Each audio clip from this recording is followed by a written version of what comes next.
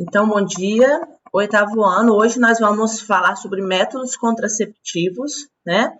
Vamos usar a pesquisa que vocês fizeram sobre os benefícios e os malefícios de cada método, né? E vamos juntos debatendo aí o que vocês fizeram na pesquisa junto com a explicação da apostila, tá bom? Então, vou compartilhar a tela com vocês aqui da página 23. Vão lá comigo. E nós vamos falando método a método, tá? Eu gostaria que vocês usassem mais o microfone hoje, para a aula ficar mais atraente. Tem hora que eu não consigo acompanhar vocês aqui no bate-papo. Então, primeiro, né, o que diz o nome método contraceptivo? O nome já diz, né? É aquele que vai evitar, né, que haja a fecundação, certo? Então, ó, quando alguém inicia sua vida sexual, também tem de estar ciente de que se iniciam inúmeras responsabilidades e cuidados especiais, os quais devem ser tomados em sinal de respeito ao seu corpo e à própria vida.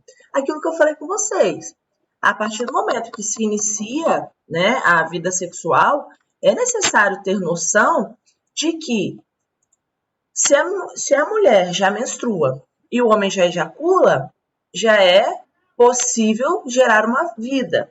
Será que adolescentes já estão prontos, né? Que a gente conversou muito isso nas outras aulas, para ter um filho?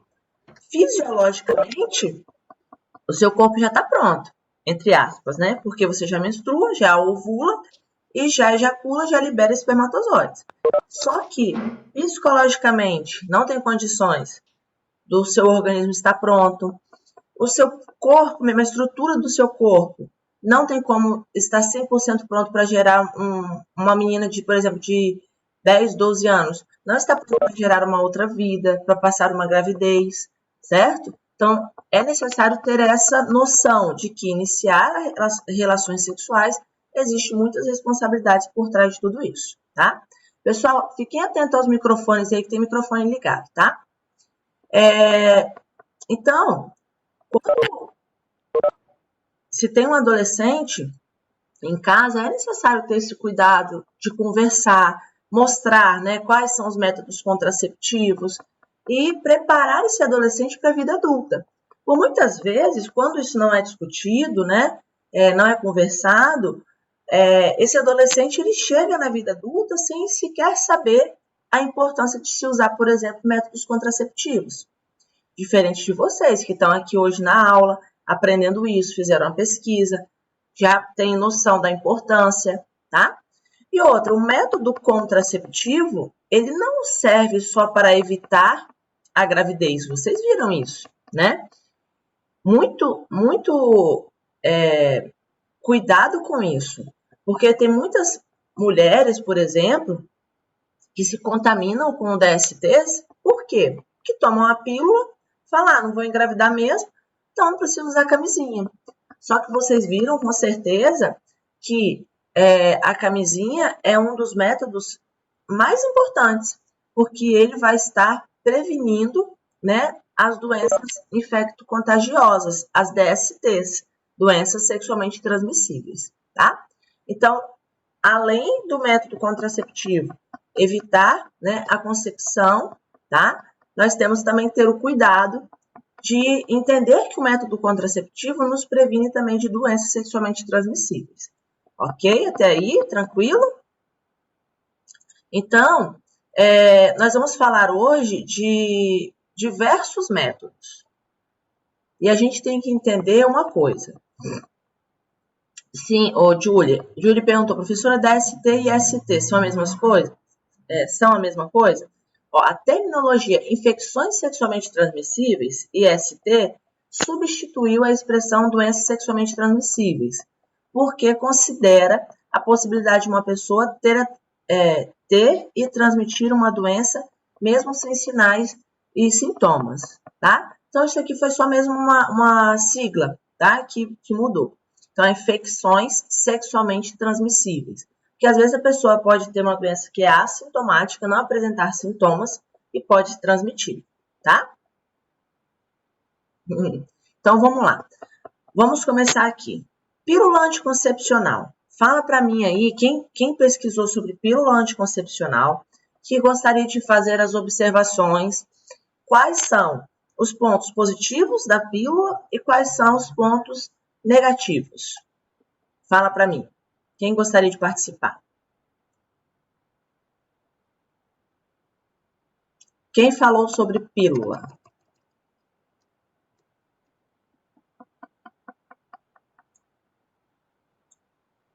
Ninguém, gente. Pode, Maria, isso aí. Ei, professor, tá me ouvindo? Pode falar, tô te ouvindo. Bom dia. Bom dia. É para falar os benefícios e os malefícios? Isso, depois eu explico o funcionamento da pílula. Eu queria só mesmo que você apontasse quais são os malefícios e quais são os benefícios. Tá, eu coloquei nos benefícios que é altamente eficaz quando utilizada conforme indicação, que é fácil de usar, que algumas pílulas podem reduzir o fluxo e a dor nas menstruações e que pode ser tomada durante muito tempo. Muito bem. E os malefícios eu coloquei que pode causar alterações no ciclo menstrual, que é raro, mas algumas mulheres podem ter coágulos de sangue, trombose, ataques cardíacos e acidentes vasculares cerebrais, e que não protege contra infecção por HIV e outras doenças sexualmente transmissíveis. Excelente. Muito bem, Maria, exatamente isso. Então, Maria colocou tudo aí que precisava. Vamos entender primeiro o que seria, então, a pílula anticoncepcional para estar chegando lá nos malefícios e benefícios. Então, as pílulas, né, são comprimidos de hormônios sexuais, como estrógeno e a progesterona, tá? Para que isso? Para inibir a ovulação. Então, normalmente a cartela possui 21 comprimidos, um para cada dia do ciclo. Ao fim da cartela, há um período de descanso de 7 dias, momento em que deve ocorrer a menstruação. Passados 7 dias, inicia-se uma nova cartela. Ou seja, é uma pílula de hormônio que vai estar controlando o seu ciclo menstrual. Para quê? Para a mulher saber o período que ela vai estar fértil ou não. É um controle, tá? A indicação da pílula correta deve ser feita pelo médico. Uma coisa que isso aí, turma, tem que ser tomado muito cuidado. Vai iniciar a relação sexual, tem que se procurar um médico, tá? Para iniciar esse tratamento. Ah, professora, eu quero tomar pílula anticoncepcional. Vou lá na farmácia, compro e começo a tomar de qualquer jeito. Isso não pode, porque primeiro tem que fazer o teste. Tem mulheres que não se adaptam tão bem a qualquer tipo de pílula, tá? Então, quem vai determinar aí o mais adequado, também para a idade, também pela dosagem de hormônio da mulher, tá? Vai ser o médico. Caso haja efeitos colaterais, porque às vezes a mulher enjoa tomando a pílula, não se sente tão bem, tá? E todo dia você tomar um remédio que vai te deixar mal, você vai acabar deixando de tomar, e isso não é interessante. Então, o médico vai estar te orientando a mudar de método. Às vezes, você não vai se adaptar à pílula anticoncepcional, você vai ter que mudar de método, tá? Vamos lá, então. Primeiro, para os benefícios que a... Gente, eu não vou conseguir acompanhar o bate-papo. Depois eu falo com vocês, tá? Primeiro, vamos aos benefícios que a Maria colocou muito bem. A eficácia, né? De mais de 90%. E depende de que ela seja tomada todos os dias sem esquecimentos. Só que aí já vem um benefício e um malefício. O benefício é que ela tem uma eficácia de 90%. É muito alto dos métodos contraceptivos. Só que muitas mulheres acabam esquecendo. Como é algo que tem que tomar todo dia, direitinho, pode provocar esquecimentos. Então, mulheres que têm dificuldade, né, de ter o controle de tomar a pílula todo dia, não é tão indicado. Aí, indica-se o quê? As injeções, os adesivos, implantes hormonais, que vão funcionar da mesma forma que a pílula. Ela vai liberando dosagens diárias no seu organismo de hormônio, como se fosse a pílula, mas evita o esquecimento. São outros métodos, tá? Diferente da pílula. E o outro malefício, né, que a Maria colocou muito bem, é que não protege de DSTs. Tá? É único e exclusivamente para evitar a gravidez. Outra coisa, tá, que também foi colocado pela Maria muito bem, é que em algumas mulheres pode ter alguns efeitos colaterais um pouco mais graves, como formação de coágulos, como trombose, tá? E às vezes, quando a mulher tem uma trombose, coágulos, né, turma, é como se fosse um bolinho, uma pelotinha de sangue no seu organismo. Então, às vezes, por exemplo, ela pode tampar a passagem de uma veia e pode provocar aí um infarto. Um exemplo, um AVC, um acidente vascular cerebral, tá? Isso pode acontecer também não só no cérebro, pode acontecer na perna, por exemplo. Aí são as tromboses. Isso deve ser tomado muito cuidado, porque pode ter relação com pílula anticoncepcional. Tá? Então, é o médico que vai estar avaliando tudo isso aí. E, segundo a Organização Mundial da Saúde,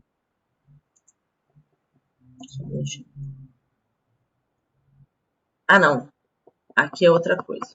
Sim, segundo a Organização Mundial da Saúde, quando não há erros na ingestão das pílulas, gente, que é muito difícil, uma mulher que não esquece de tomar a pílula, a eficácia pode chegar a 99%. Quando não há erros, tá? Tomou todo dia a pílula certinho, pode chegar a 99%. Nós vamos falar muito disso, da porcentagem de eficácia. Porque nenhum método é 100% seguro. Não existe isso, tá?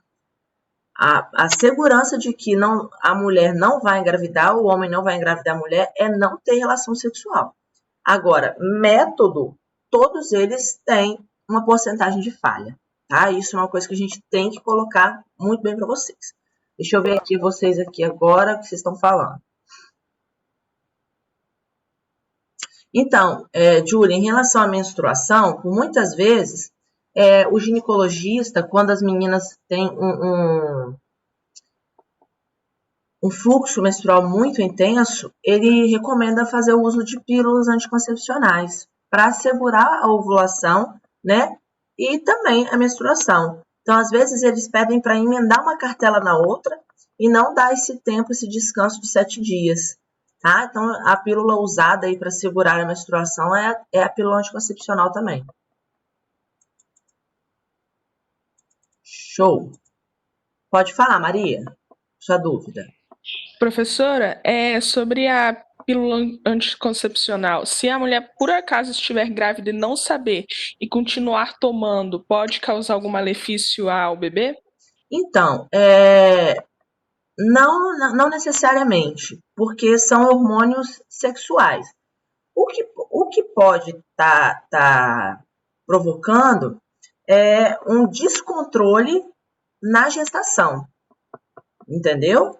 Por exemplo, como a progesterona ela vai estar preparando o útero, né, para o bebê, eu colocando uma dose a mais, eu posso estar alterando mesmo o fluxo hormonal da mulher, entendeu? Mas não tem assim, um risco de trazer uma deformação para a criança, não vai, esses hormônios eles não vão atingir o organismo da criança, e sim o da mãe, entendeu?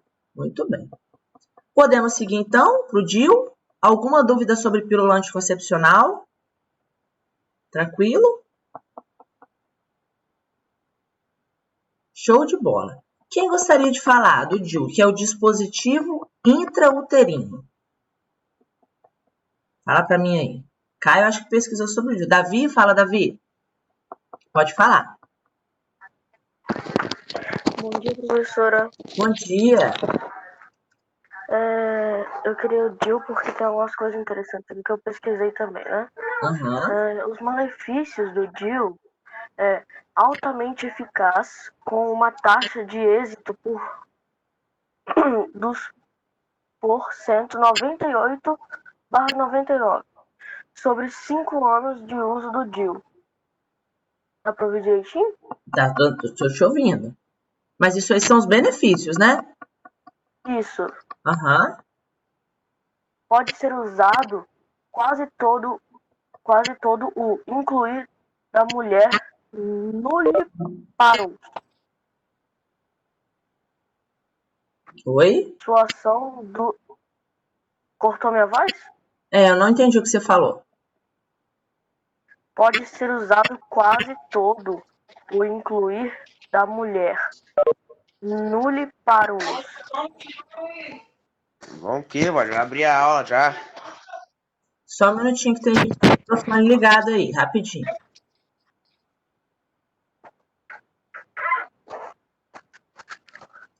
Sua ação Atenção aí pro microfone, hein? por 10 anos. Pode continuar, Davi. Sua ação dura por 10 anos. Se Também não é removida in between. Muito O bem. início da ação é imediato. É independente da atividade sexual.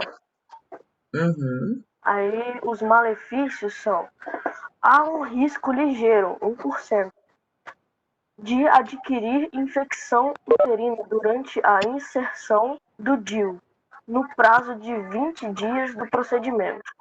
Isto é, aumentado se a mulher... Nossa senhora, bugou tudo aqui pra mim, peraí. Meu celular travou. Agora voltou, peraí. Tá aqui. Isto é, aumentado se a mulher é STI, inclinado.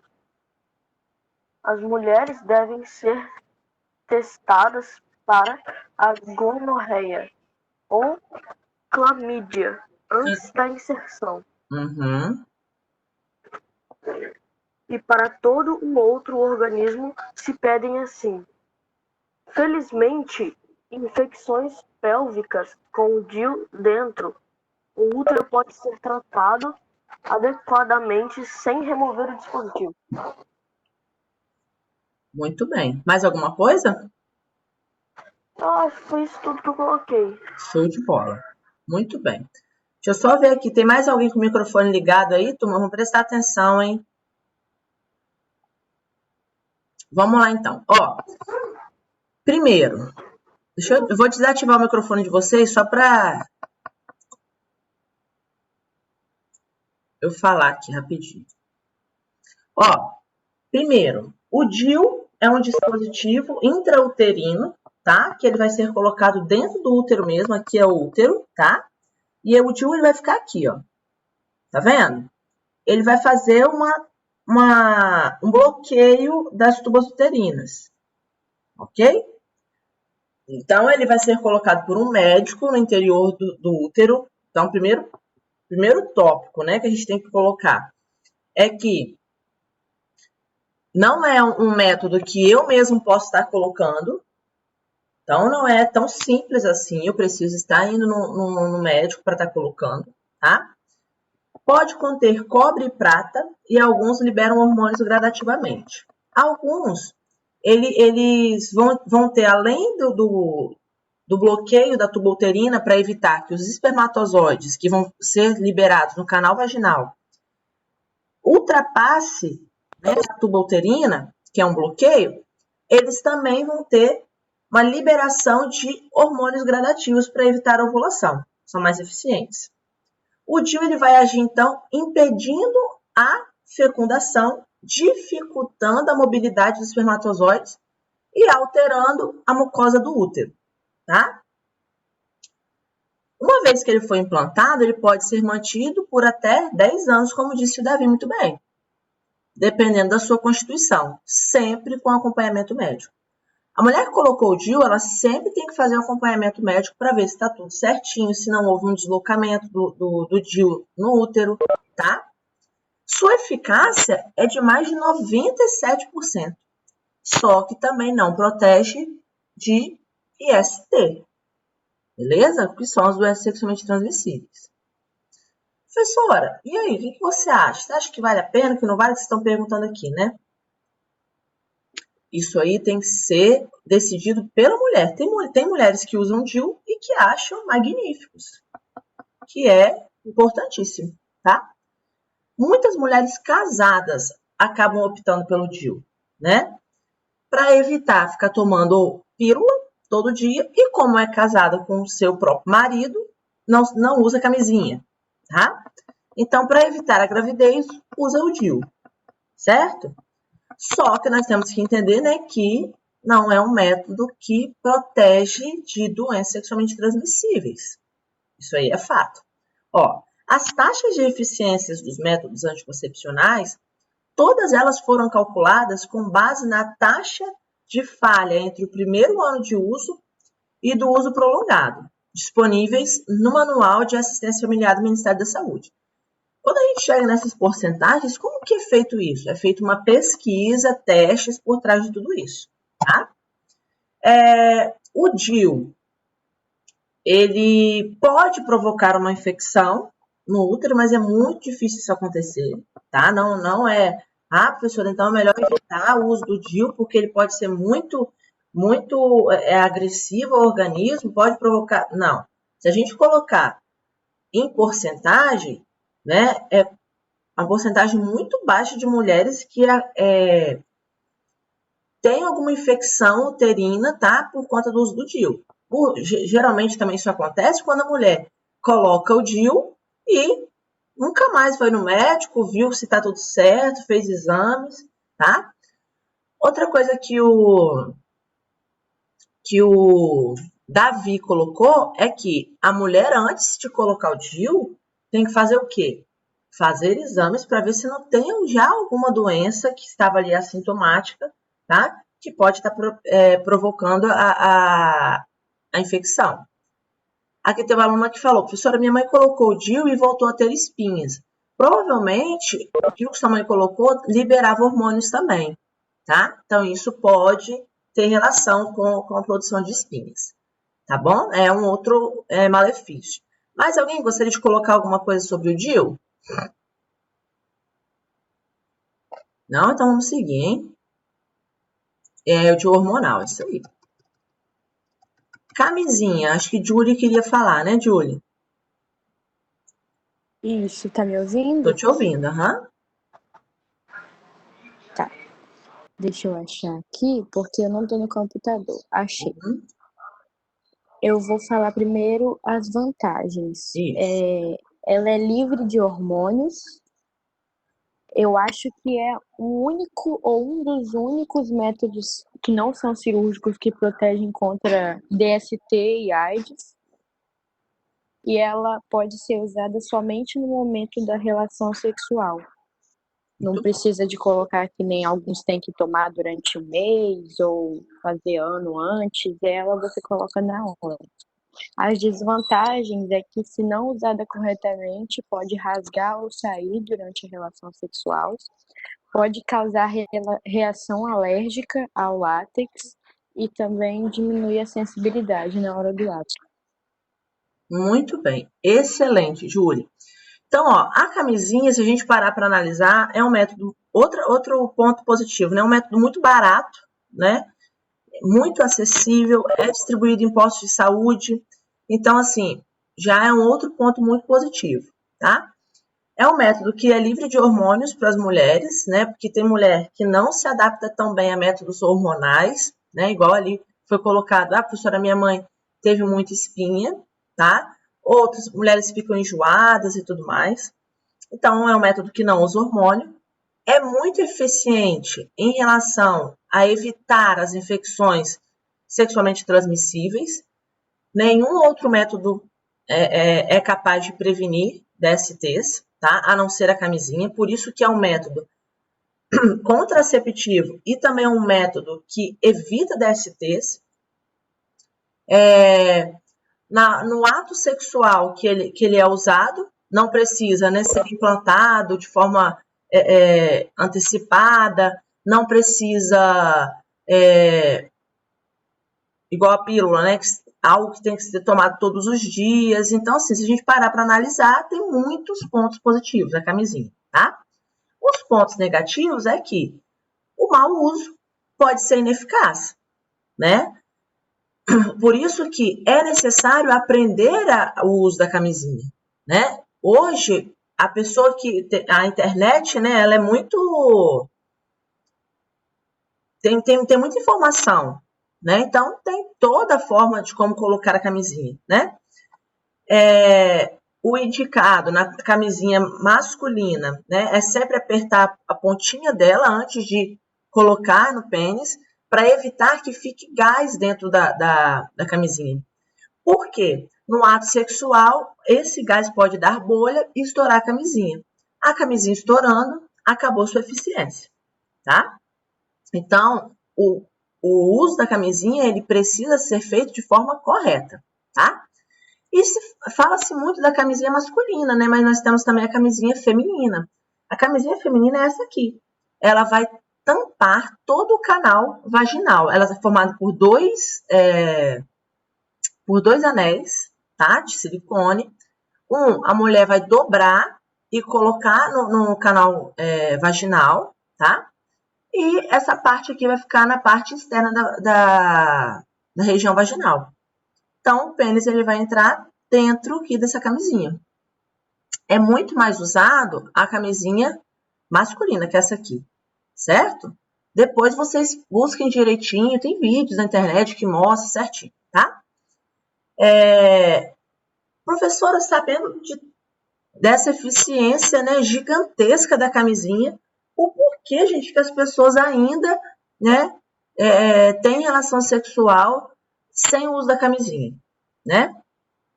Primeiro, uma coisa que a Julie colocou, professora, pontos negativos é que também perde a sensibilidade no ato sexual. Ela é feita de plástico, então a sensibilidade, né, o prazer é menor, né, porque o homem ele perde um pouco a sensibilidade do pênis. Só que isso acontece em pessoas que são, ao meu ver, egoístas, né? Que pensam única e exclusivamente naquele momento de prazer e esquecem completamente a responsabilidade de estar tendo uma relação sexual ali sem o uso da camisinha.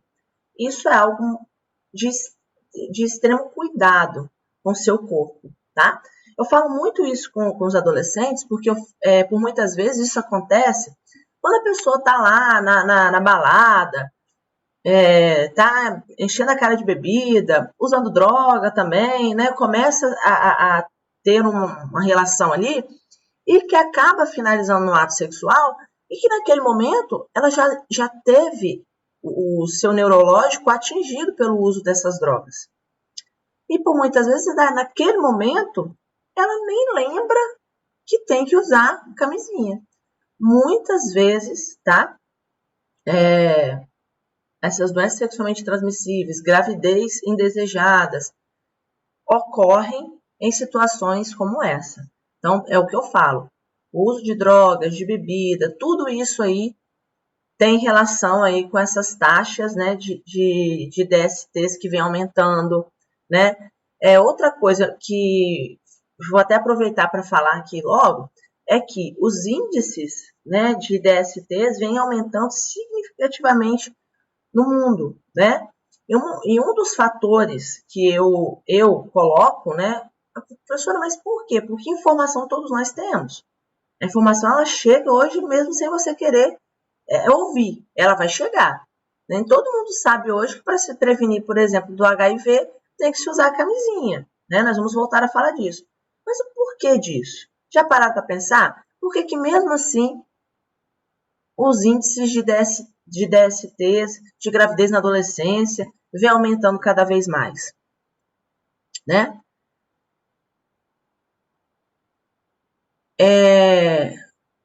Me perguntaram aqui, professora, como saber se uma pessoa tem DST?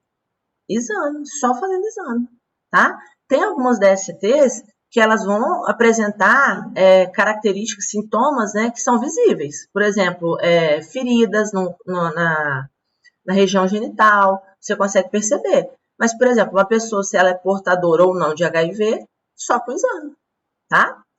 Nós vamos falar disso depois. Mas eu digo assim, para pensar, eu coloquei essa pergunta, eu vou deixar essa pergunta no ar para vocês, né, para a nossa próxima aula. O que será, né, que vem acontecendo? Por que os índices de DSTs vêm aumentando tanto, sendo que nós estamos numa era em que nós temos muita informação, né? Vamos voltar aqui, vou continuar aqui para o diafragma. Alguém fez sobre o diafragma?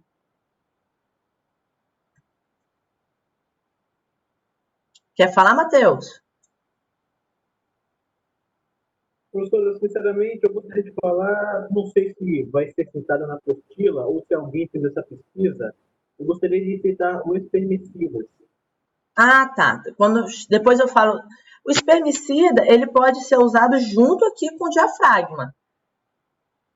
Tem muita gente que usa o espermicida junto com o diafragma. Você quer falar dele, então? Bom, eu posso falar dos dois, e já que tem ligação, tem que falar na relação. Pode, eu então. Não sei, eu não entendi qual seria a relação. Se bem, vamos lá. O diafragma, ele é usado da seguinte forma, é inserido na vagina antes da relação sexual. Bom, e é usado para o quê? Para impedir a entrada do espermatozoide, do esperma, no útero. E um dos seus benefícios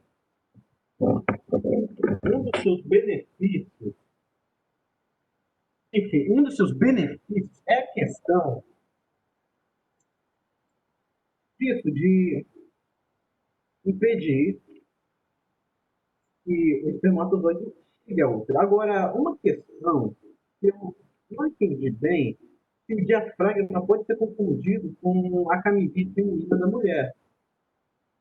Ah, tá. Não tem a mesma relação. Não é a mesma coisa, tá? Não. É diferente. É diferente. Agora tem os malefícios. Ele não oferece proteção contra produtos sexuais transmissíveis, pode ser no período de menstruação da mulher, e também pode gerar irritação na vagina, principalmente em caso de um contínuo. Então, se você usar mais de uma vez, vai ter problema. Exatamente. Quer colocar também, Maria, o que você colocou? Pode colocar. Professora, eu coloquei mais ou menos as mesmas coisas que o Matheus, mas eu também acrescentei aqui que ele pode ser usado nos benefícios, que ele pode ser usado durante a amamentação. Isso também. Muito bem. Acrescentei isso. Mas no geral foi a mesma coisa que o Matheus. Show. E a Júlia colocou ali, né? O espermicida, ele pode ser usado junto com o diafragma. Tem mulheres que passam espermicida, que é um creme, no diafragma antes de colocar ele no canal vaginal. Porque o espermicida, ele serve para matar o espermatozoide, tá? Então, assim, ele vai dificultar ainda mais que chegue espermatozoides vivos lá dentro do útero. O diafragma, turma, ele vai ser colocado, o útero tá aqui, quer ver? Deixa eu mostrar nessa imagem. Ele fica aqui, ó, tampando a entrada do útero. Então, é como se fosse uma tampinha do útero mesmo, tá? Quais são os benefícios? Benefícios que ele pode ser usado mais de uma vez, usou, retirou, higienizou, você pode usar mais de uma vez, tá? Não é igual a camisinha. Só que tem um detalhe, né? É aquilo que o Matheus colocou, não previne de DSTs. Então, é um método único, exclusivamente, para evitar a concepção, porque ele vai bloquear a passagem do espermatozoide para chegar até no útero. Isso aí que é a função do diafragma. Olha, muitas mulheres não têm noção que existe esse tipo de método contraceptivo. Ele não usa hormônio, então ele é bom também que não usa hormônio, tá? Outro ponto positivo, né, para mulheres casadas. Vamos pensar em pessoas que são casadas, que pode ter relação sexual sem pensar, né, em DSTs, que mesmo assim, até mulheres casadas hoje em dia é difícil, né? Quantos casos que a gente fica sabendo aí, né, que o esposo ou a esposa contaminaram, né, o parceiro dentro de casa, né, por conta de traição, infelizmente isso acontece, mas pode-se usar por quê? Não perde a sensibilidade que a camisinha, no caso, faria perder, tá? E outra, ele tem que ser usado, só que você não pode usar e tirar ao mesmo tempo, tá? Tem que se deixar lá, o Matheus colocou aqui, mínimo de 6 horas para higienizar. Por quê, Matheus?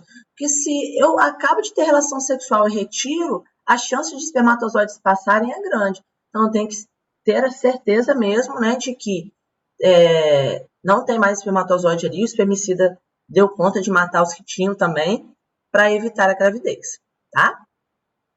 Então, ó, apresenta uma taxa de eficácia de 98%, tá vendo?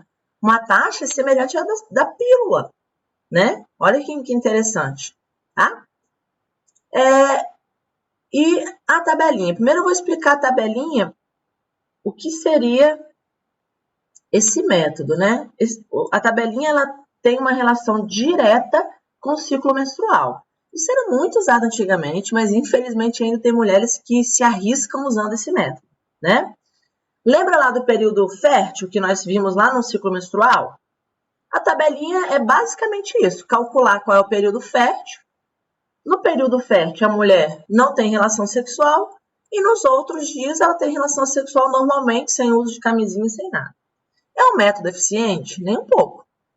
Nem um pouco, tá? Por quê? Primeiro que tem mulheres que não têm ciclo regular. Se ela não tem ciclo regular, ela não tem como calcular exatamente o período fértil dela, tá? Então, isso aí já é um grande risco. Outro problema é que não previne de doenças sexualmente transmissíveis, tá? Então, também não é nem um pouco seguro. Então, a tabelinha é basicamente isso. Na verdade, a tabelinha eu falo que deve ser um método usado para a mulher ter filho. Vamos supor assim, eu quero ter filho, mas eu estou tendo muita dificuldade. Você calcula seu período fértil ali para saber o período que você está ovulando para ter relação sexual e engravidar. Agora, fazer o contrário é extremamente arriscado. Extremamente arriscado, tá? O espermicida é só mesmo um creme, tá? Que é usado, geralmente ele é usado junto com outro método contraceptivo para evitar, né, que chegue espermatozoide vivo lá dentro do útero, tá bom? Tranquilo até aí? Acho que a nossa aula vai cair com 5 minutinhos. Qualquer coisa eu deixo para falar esses dois na próxima aula. Esse aqui são métodos cirúrgicos. Vocês fizeram esses métodos cirúrgicos também?